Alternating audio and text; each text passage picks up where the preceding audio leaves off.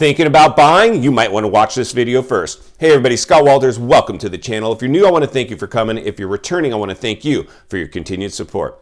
Before we get into today's topic, I'm going to politely ask you to give the video a like, subscribe to the channel, leave me a comment below. I would love to hear from you. Please watch to the end for my final thought. Hit the bell icon so you're notified when new videos are released. It is very important to stay close to the channel in these ever-changing times. All right, folks, let's go ahead and jump right into another red hot topic. Again, folks, I appreciate all of you. I am so fortunate to be able to come to YouTube and give some of my thoughts around the real estate market as an insider, as an active realtor, somebody who's dealing with many people all day, every day. And if you've watched my channel and if you're not subscribed yet, I want to strongly urge you to subscribe. I really believe I can help you.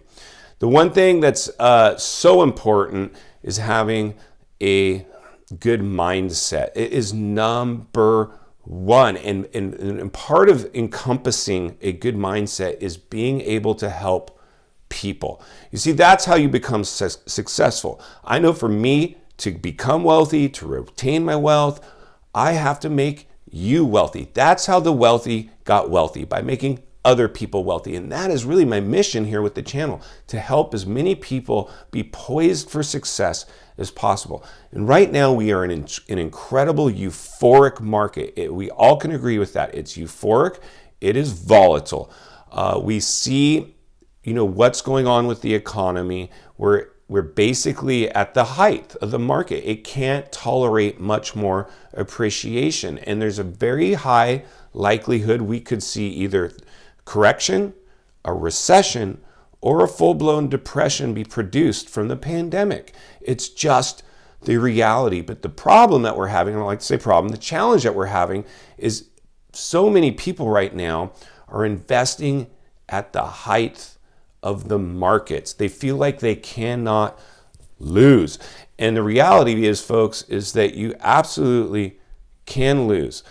We saw that in the last real estate bubble, which is one of the biggest reasons I'm here as an active realtor, sounding the alarm to please be careful in these times. This is echoing what it echoed in 2008. And so while none of us can guarantee a crash, a lot of top economists, investors, and minds are predicting that. So we have to pay attention to that.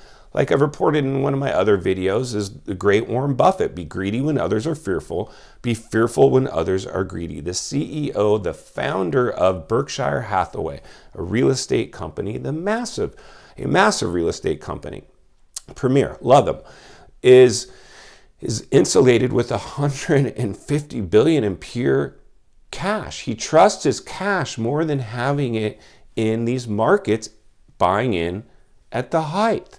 And so we have to pay attention to that. But one of the comments I get a lot on the chat boards here is, hey Scott, I've been on the sidelines for a while now and I really want to buy.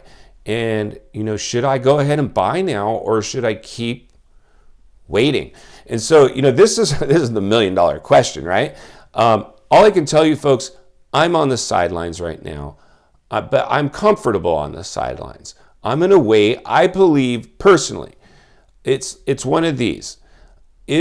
I believe there's a higher likelihood of a market correction, recession, or depression than there is of another run on real estate values. I believe we've hit the top. So for me, it doesn't hurt me to wait.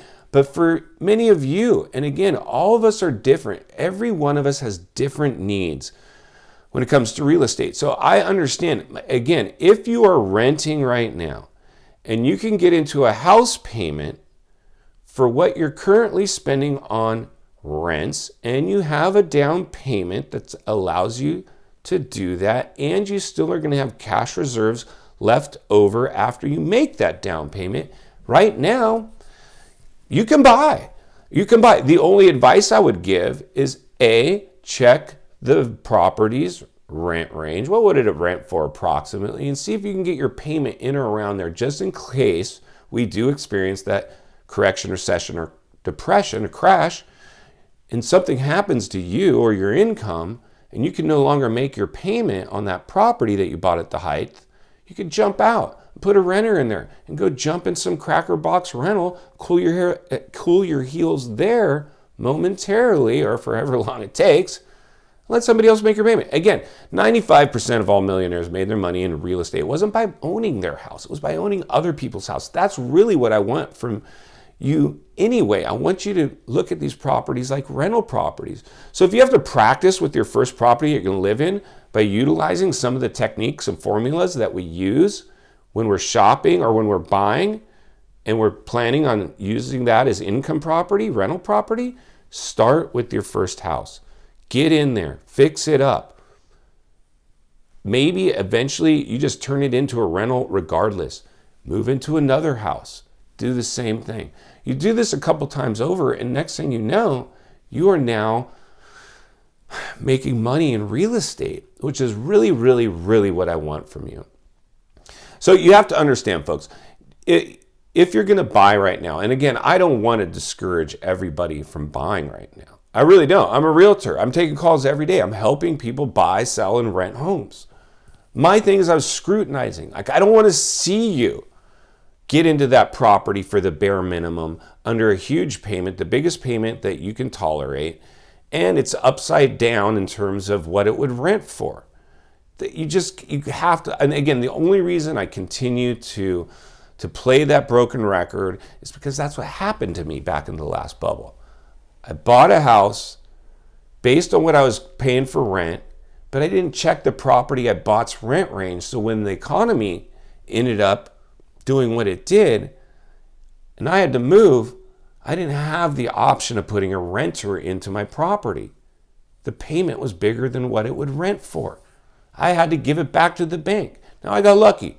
I did a short sale. Back then you could get an offer for your house, go to the bank and say, hey, I'm about ready to walk away from this thing. I do have an actual offer for this amount. It's short of what I owe.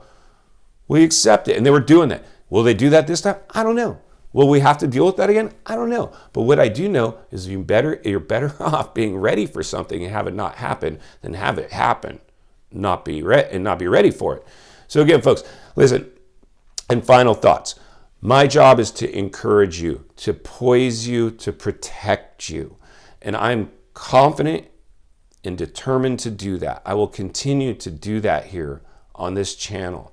And if you want to go out and start kicking some tires, so to speak, go check some houses out, maybe even write some offers on houses, go for it.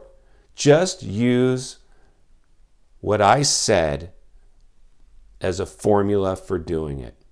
How much down? What would it rent for? What's my payment? That's it. Go check it out. Again, folks, you will compete with less people today than you would have back in the summer. That's a nice thing. You will pay less today in terms of having to offer over asking price than you would have in the summer.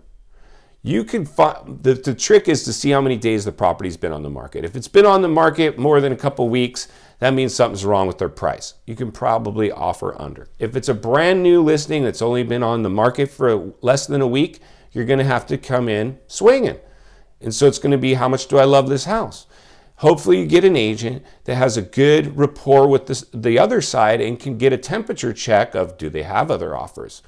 So you don't have to just start blindly writing offers, guessing at what'll stick. But you don't want to get laughed out of the room either by writing a low offer when they're getting other stronger offers. So you got to keep that in mind. If you want to, feel free to reach out to me. You can find me on Instagram, link in the description below. Follow the page, send me a message there. I'm happy to talk to you a little more. Or you can even join, you go to YouTube, you can become a channel member and join here and become a featured member of the channel. And then that way in the comments below, I will see you and I can try to answer your questions there as well. So I hope that helps a little bit. If it did, again, just give the video a like, subscribe to the channel, leave me a comment below. Go make it count today. See you on the next video.